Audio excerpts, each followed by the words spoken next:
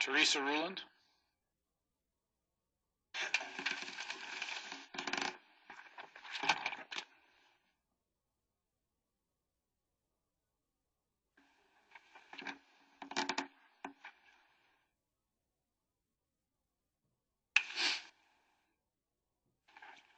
Good morning. Good morning. I will be addressing some maps that are in my handout. If I could you? Go ahead, Mike, pass those out.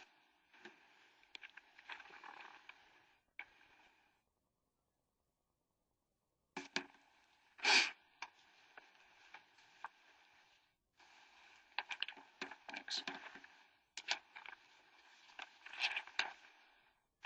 All right.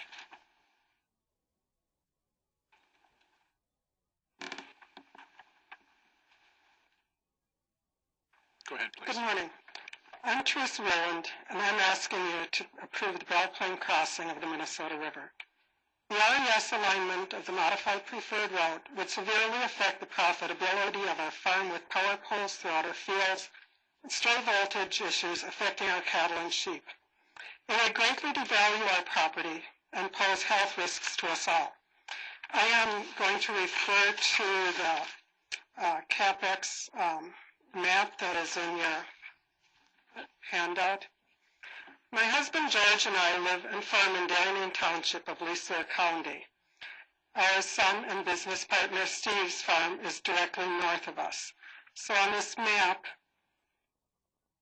our farm is number 1. Number 2 is our son Steve's. And in order for this double 345 transmission line to avoid setting off explosions of the fireworks magazine at RES Pyrotechnics, which is number 3 on that map, the applicants have seen it necessary to push the line further out into the neighbors' fields to maintain a safe distance. You will notice that there's a solid red line going down the middle of that map. That is red because it was a co-located, alternate, and preferred line. There was not a separate preferred line, and there's not an alternate line somewhere off in the distance. It was one the same through our farm.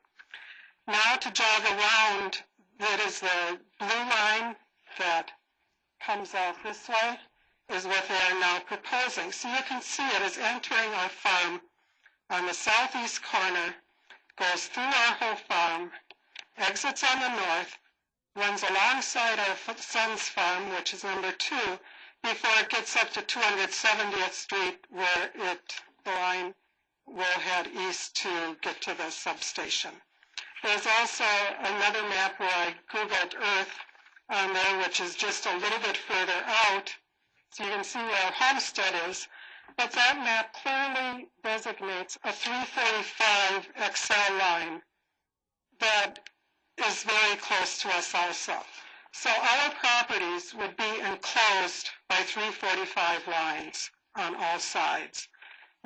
Because this yellow line on the top of the Google Earth map is where the line will come if it crosses in Belle Plaine, and the red line is where it would go if it crosses in Lee Sewer. I identified RES Pyrotechnics and our cattle and sheep farm to CapX personnel as areas that would be adversely affected by high-voltage transmission lines 3 years ago, well before routing was determined and presented to the public. In December of 2008, when the lines were presented, the applicants not only routed the preferred line over us in RES, but also collated the other one. Our business and our lives should not bear the burden of these lines to this extreme extent. For power poles located on the edges of fields, the impact may be 1,000 square feet per pole, as stated by the applicants. But the impact will be much more severe when the poles are placed in the middle of our fields as slated for our farm. The only way to reach these poles is to travel from the nearest road through the field to the pole. You can't not harm crop and fields and soil and tile lines by bringing all the construction equipment in through there and then thereafter the maintenance equipment. There's no way you can reach them other than going through the fields. We'll have much lost production, and we'll constantly need to navigate around these transmission poles. The poles would also come perilously close to our sheep and cattle pastures. Stray voltage will be a very real threat to our animals' health. By selecting the Belle Plaine crossing, both our farm and RES pyrotechnics will be avoided. I was born and raised on a dairy farm, and when I married George, we purchased his grandfather's farm to continue raising sheep, cattle, and honeybees. We have restored his grandfather's house and have made many improvements to the fields and the farmyard. We've added shelter belts for wildlife to take refuge in and to become a food source for them, and in return, the farm has been good to us.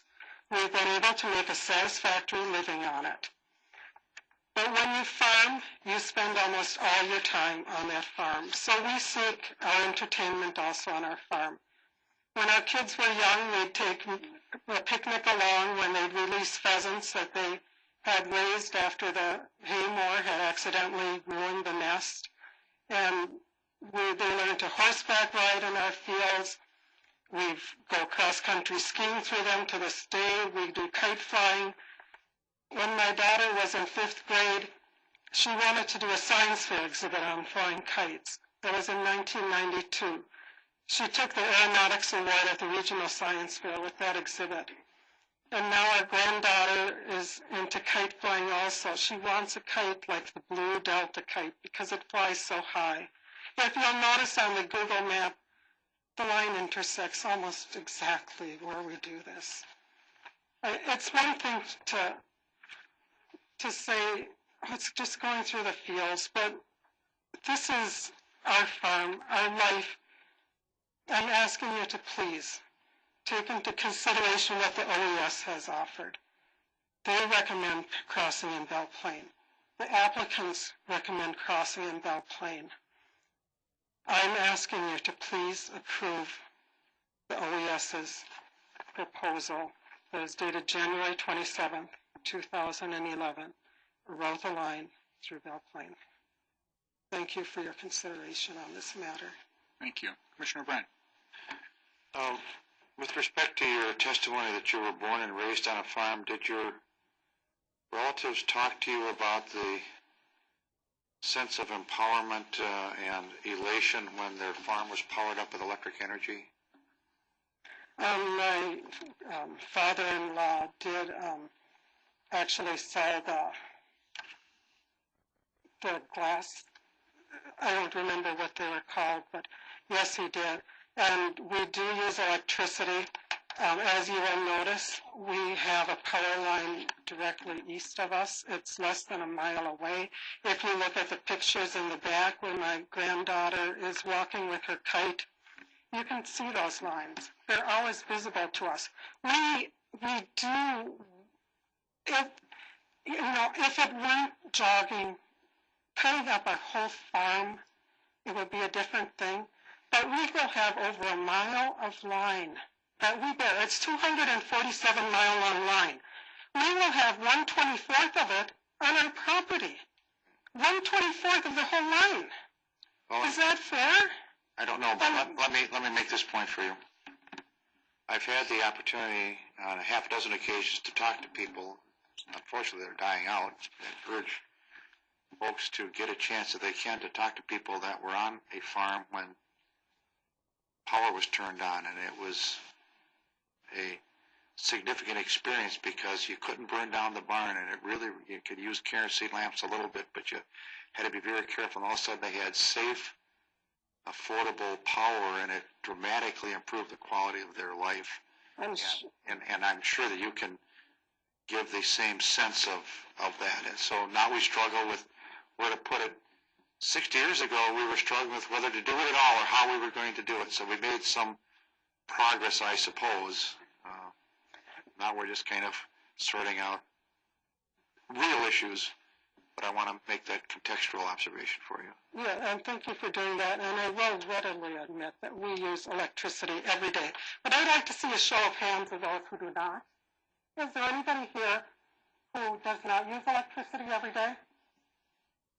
Oh, I didn't see any. We do not have a separate movie theater room. We have a little, God, my kids would laugh at me. But we have the old console TV that we occasionally turn on and watch. We don't have a hot tub. We don't have our own swimming pool. We do not have an exercise room. We live meagerly. We do use it for our farm. We do use it in our home. But we try to conserve at every step we can. We have gone to the fluorescent bulbs. Whatever we can do, we try to conserve. But we are not the only users of electricity by any means because we are farmers. And like I said, we do have a line that we cross every time we go to the east, and we can see it, as I said, from our farmyard and our house. So it's not like we don't want it anywhere near us. And I pointed out, it will be from my son Steve's house, it's 4/10 of a mile to the north, the new line is going to be.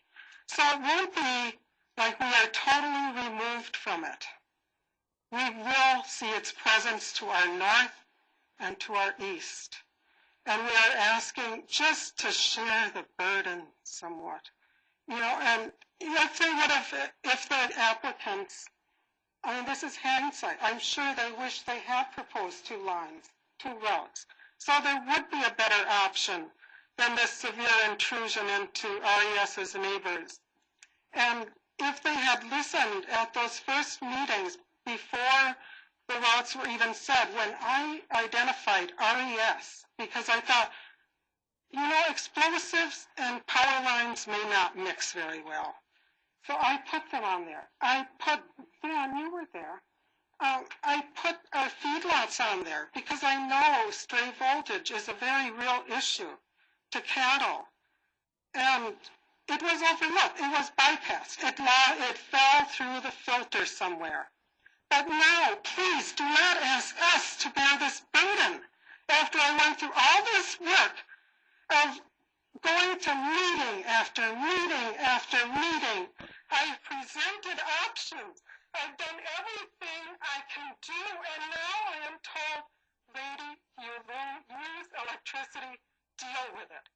I am having a very hard time with that, sir, and I do not appreciate being singled out as a South American.